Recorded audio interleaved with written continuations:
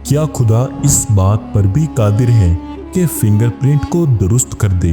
अस्सलामुअलैकुम नासरीन। काफिर ये दलील पेश करते हैं कि आदमी मरकर मट्टी में मिल जाता है, इसकी हड्डियां गल सड़ जाती हैं। रोज़े क़यामत को अल्लाह इनको कैसे जिंदा करेगा?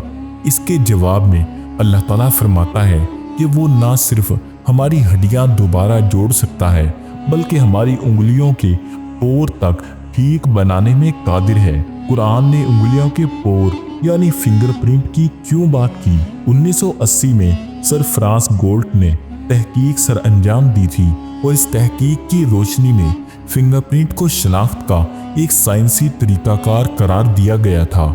दुनिया भर में कोई भी दो अशखास एक जैसे फिंगरप्रिंट के हामिल नहीं, हत्ता कि जुड़वा पैदा होने वाले बच्चे भी एक जैसे फिंगरप्रिंट के हामिल नहीं होते।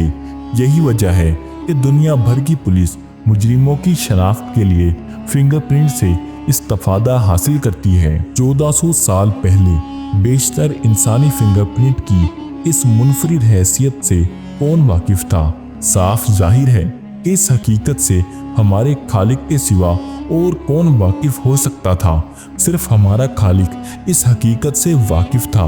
क्या इंसान ये ख्याल करता है कि हम उसकी हड्डियों को हरगिज इकट्ठा नहीं करेंगे? क्यों नहीं, हम तो इस बात पर भी कादिर हैं कि उसकी उंगलियों के पोरों तक को दुरुस्त कर दें। सूरतुल क़यामा आयत नंबर 3 और 4 में